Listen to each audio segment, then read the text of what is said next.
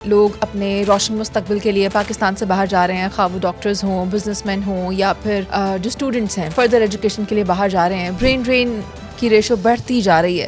کیا وجہ ہے کہ یہ ہو رہا ہے؟ وجہ تو یہ ہے کہ ہر کوئی اپنے بہتر فیوچر کے لیے جو اپرچونیٹیز ہوتی ہیں، جو اویلیبل اپرچونیٹیز ہوتی ہیں، ان کو اویل کرنے کی کوشش کرتا ہے. اس وقت تو تھوڑا سا فرق محسوس ہو رہا ہے، لیکن یہ سب یہ واپس آئیں گے.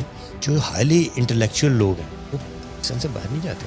As a free lancer Pakistan میں بیٹھ کے اس وقت 20-25-30 ہزار ڈالر تو ایک اچھا جو ہے، جو کہ آئی ٹی ریلیٹڈ ہے، جو کہ گرافکس میں کسی چیز میں بھی ہے، کسی بھی فیلڈ میں اس کی یہاں سے ایز اے فری لینسر کما رہا ہے. سر، سال 2025 میں بھی ہم نے دیکھا ہے کہ لوگ اپنے روشن مستقبل کے لیے پاکستان سے باہر جا رہے ہیں، خواہ وہ ڈاکٹرز ہوں، بزنس مین ہوں، یا پھر جو اسٹوڈنٹس ہیں فردر ایجوکیشن کے لیے باہر جا رہے ہیں. برین ڈرین کی ریشو بڑھتی جا رہی ہے. کیا وجہ ہے کہ یہ ہو رہا ہے؟ وجہ تو یہ ہے کہ ہر کوئی اپنے بہتر فیوچر کے لیے جو اپرچونیٹیز ہوتی ہیں، جو اویلیبل اپرچونیٹیز ہوتی ہیں، ان کو اویل کرنے کی کوشش کرتا ہے. اس وقت تو تھوڑا سا فرق محسوس ہو رہا ہے، لیکن یہ سب یہ واپس آئیں گے. جو ہائیلی انٹلیکچوئل لوگ ہیں وہ پاکستان سے باہر نہیں جاتے.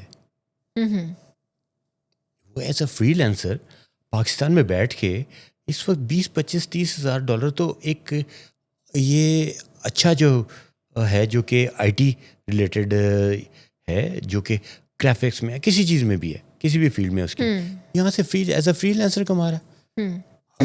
آپ یہ دیکھیں کہ ہمارے یہاں پر جو ٹاپ سکلز کے لوگ ہیں، جن کے اسکل لیول بہت ہائی ہے، آپ ڈھونڈنے جا آپ کو ملتا ہی نہیں ہے.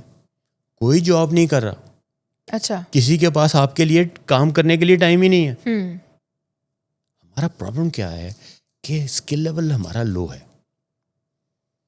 جو اسکل لیول ہے نا، اگر یہ لو اسکل لیول کے ساتھ آپ باہر جائیں گے تو وہاں کہیں نہ کہیں ایڈجسٹ ہو کے وہاں سے سیکھ لیں گے.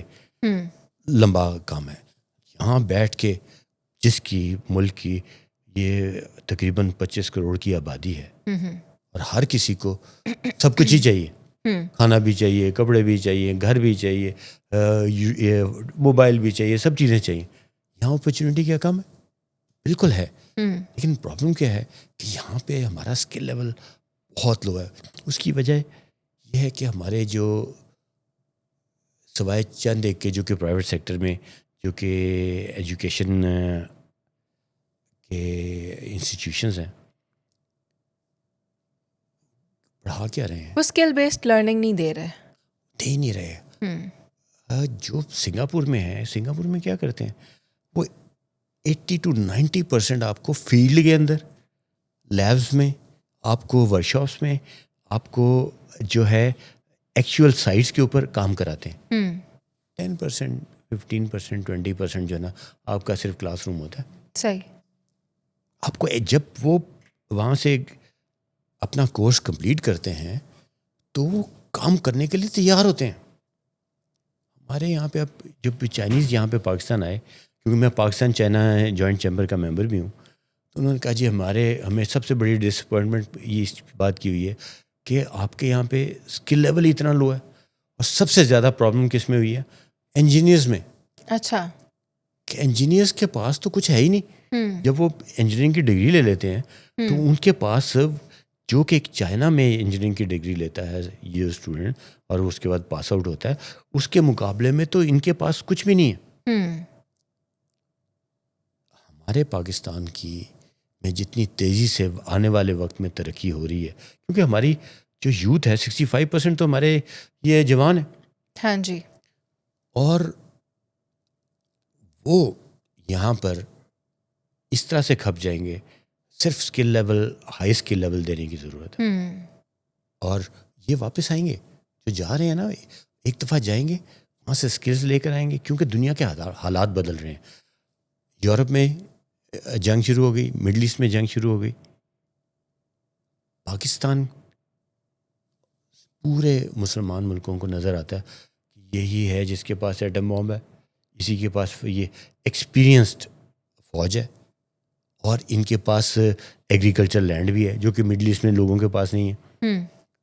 آپ یہ دیکھیے سب انویسٹمنٹس آئیں گی. جب انویسٹمنٹ آئے گی تو جاب بھی ملے گی, یہ آئیں گے. اور جو لوگ باہر سے اسکل لے کر آئیں گے یہ بچے واپس آئیں گے. صحیح. اور پاکستان کے لیے بہت تیزی سے ترقی کرنے میں ان کا بھی بہت بڑا ہاتھ ہوگا. یہ جا رہے ہیں تو وہاں سے کچھ سیکھ کے ہی آ رہے ہیں نا, latest technology, latest skills, latest مشینوں کے اوپر کام کر کے آ رہے ہیں. تو یہ انشاءاللہ یہ واپس آئیں گے. لیکن اگر وہ جا رہے ہیں تو ٹھیک ہے, کچھ سیکھ کر ہی آئیں گے نا, اچھی بات ہے, جانے دیں.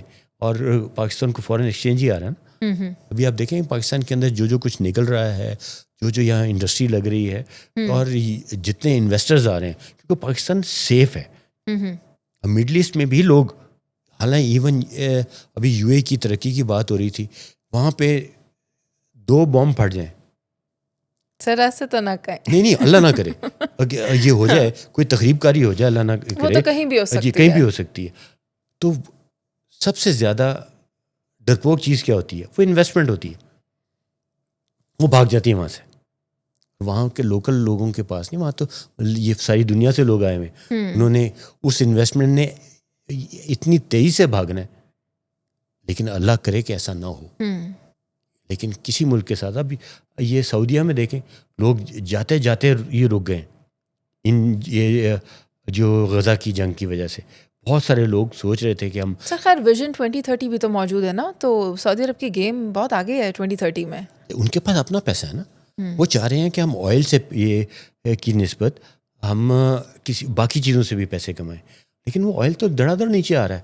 اور ایلن ماسک کے مطابق کہ جو انرجی ہے یہ تو بالکل ٹکے ٹوکری ہو جائے گی, کیونکہ جتنی یہ ٹیکنالوجیکل یہ ایڈوانسمنٹ ہو رہی ہے, تو یہ تو چاہے وہ بجلی ہو چاہے یہ پیٹرول ہو, یہ تو بہت ہی سستا ہو جائے گا. تو وہ جو پاکستانی باہر جا رہے ہیں ان کا یہی ہے کہ آخر کار وہ اپنے وطن میں واپس آئیں گے اسکل کے ساتھ. بالکل, کیونکہ جو عزت ہے مڈل ایسٹ میں, تو ان کو یہ نیشنلٹی ملنی نہیں کبھی, وہ تو دیتے نہیں ہیں. یورپ سے مل سکتی ہے, لیکن یورپ میں پاپڑ بہت بیلنے پڑیں گے. جی بالکل بالکل. دیکھیں جی, کچھ حاصل کرنے کے لیے کچھ محنت کرنی پڑتی ہے, اسکل لیول نہیں ہے نا, تو اپنی جگہ بنانے میں بہت ٹائم لگتا ہے, اپنے آپ کو اپ گریڈ کرنا پڑے گا. تو انشاءاللہ یہ لوگ جا رہے ہیں, کوئی بات نہیں, جائیں گے تو پھر واپس بھی آئیں گے. ٹھیک ہے انشاءاللہ.